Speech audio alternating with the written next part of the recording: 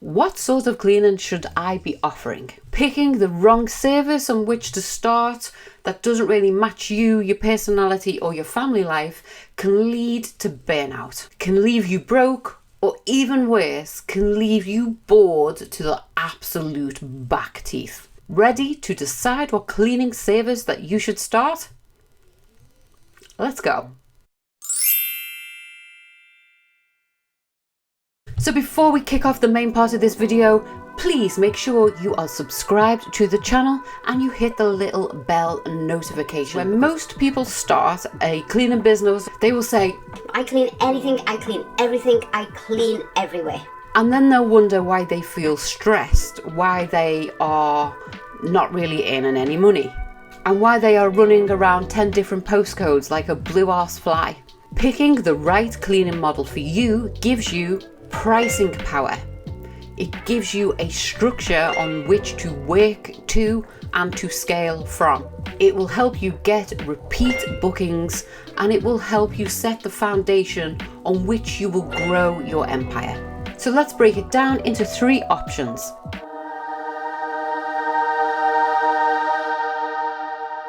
This is where I started in the cleaning industry, and this is where the great majority of people tend to start. Domestic cleaning tends to be regular work of weekly, bi-weekly or monthly cleans typically.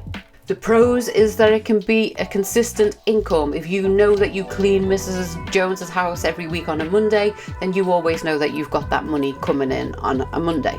It is easier to find clients for domestic cleaning because in this day and age, and especially as we're going through the cost of living crisis, people are working more hours and working longer. The last thing they want to do when they come home is scrub their bathroom or clean their kitchen or run the vacuum round. This is where you solve the pain points of these people. And finally, it's a lower startup costs. To begin with, the only thing you need is you.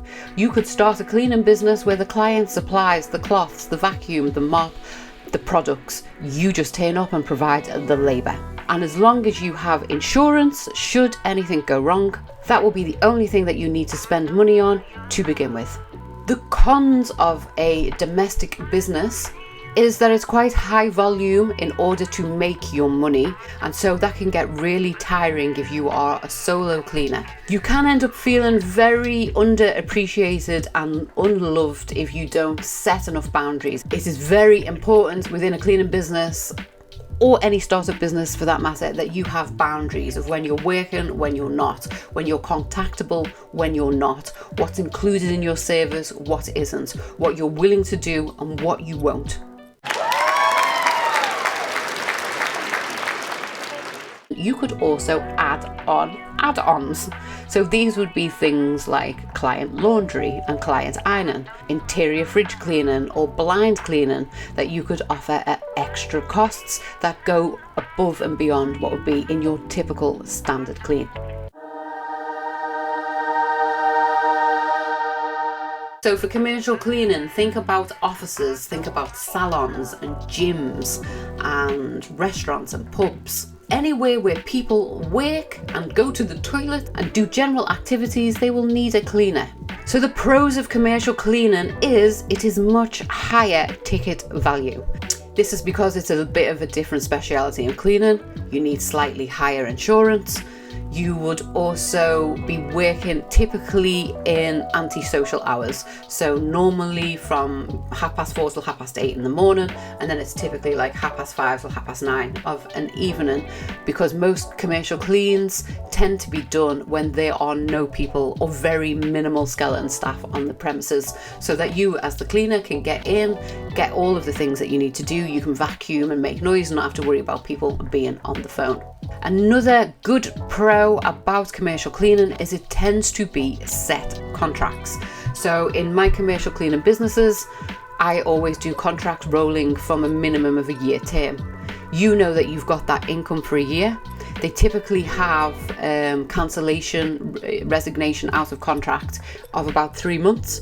So if a client is going to leave you and it's not over a gross misconduct where they can terminate you like this, and it's one that's going to save out his notice, that gives you time as the business owner to get out there and hustle to replace that income that you know you're going to lose. The cons of running a commercial cleaning business is, one, you are going to pay a bit more for your insurance. Your public liability for cleaning domestic houses typically is up to $1 million. When you are cleaning commercial properties, you typically need, and some businesses won't actually touch you, especially the bigger, more corporate end of businesses won't touch you unless you have a minimum of a $5 million per year public liability insurance. It also comes with more paperwork. Once you get over a team of 5 people, you have to do health and safety standards as law. However, when you're doing commercial cleaning, you need health and safety and COSH protocols in place, even if it's just you. And the final con of commercial cleaning businesses could be the travel and mileage you end up paying if you are poorly planned out on your routes and where you go from one clean to the next clean.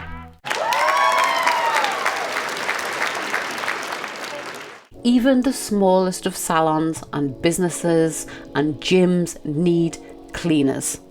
Like I have said so many times, I believe cleaning is the fourth emergency service. Without cleaners, nowhere opens. Start with the small businesses and work your way up to the larger corporates. Slow and steady wins the race. So these could be things like your business only concentrates on move in and move out cleans. Your business only does medical cleaning in doctors' offices, in dentists' offices, in estheticians' offices. Or your business only does trauma cleaning or hoarder cleans. There are many different types of niche businesses. So the pros of having a specialized service is it tends to be higher margin and higher ticket. The reason being is if you are going to be doing biohazard cleans, for example, there is specialist training that you would need to take on how do you remove blood safely, how would you remove urine or feces from an area safely, what products do you use, what techniques do you use. There is more training and there is more spend on equipment, so the price tag and the value point that you can charge tends to be a lot higher. Specialized and niche services tend to be in their own lane. So if you go onto Facebook and you put in cleaners in your town, you will see like a squillion that will pop up, different pages at different price points. A cleaning business that is a speciality niche, so fire damage or flood restoration and cleans, they can charge more because it's not such a crowded marketplace. Those services are only for certain types of clients. They're not for everybody. Not everybody's going to need to clean up after a dead body. Another great pro for being niche is they are great reputation builders. So instead of being known as, a house cleaner among the millions until you build your own reputation and brand and things like that, you can stand out as the top hoarding cleaning company in your area. You could get known as the end of tenancy cleaning specialist in your area if all you do is them type of cleans and you work with local estate agents. You can build your reputation for being the best at that one particular thing. The cons of speciality cleaning, depending on the type of cleaning that you do, can be very physically exhausting compared to your domestic and your commercial type cleaning. Sometimes if you are cleaning up after suicides or you are cleaning up after, murder victims or, police incidents, that can be quite mentally draining. Some speciality cleans, they're not just as simple as you go in, bish bash wallop, clean and you're out. They could be things that could stay with you and live with you in your brain for the things that you may see, hear, and indeed smell. As I said previously, another one of the cons would be that it could cost you a lot more to start up. It will cost you a lot more in training, in equipment, in insurances, and making sure that you are fully legally compliant. You can't just wake up one day and be like, oh, I know, I'm going to be a biohazard cleaner, because there are lots of laws and regulations around not only the cleaning, but how you dispose of the cloths, or how you dispose of rubbish on site, or if something has been contaminated with blood or urine, for example, how you deal with that. Whatever service it is that you decide to do as a niche, you could always do one-offs or mini versions of your main product for some cash injections. So say, for example, if you are a hoarder clean, you could offer a one-off service to go and clean one room at a time on a set rate. So now that we've spoken about a couple of different types of cleaning and their pros and cons and who it would suit best, next we need to look at how you personally would choose the model you want to either start your business doing or would be a good bolt on to your existing service. So we want to think about things like your availability. When are you available to commit to working? What works well for you and your family and your commitments that you have in your life? Your physical energy. How long could you work for? How long are you good for before the old back and knees start getting a bit achy?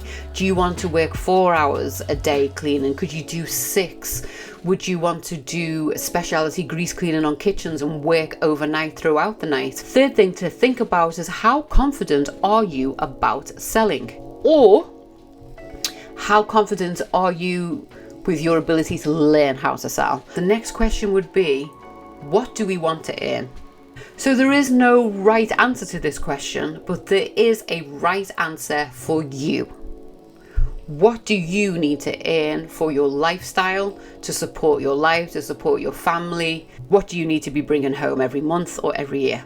When you know where you're going to clean, what your skill set is, what your outgoings are going to be, what your energy levels are, and what it is that you want to earn or potentially earn, then all the rest of the decisions about your marketing and your posting and your offers, they will all start to come after you have sorted out the foundation on which you wish to grow and scale.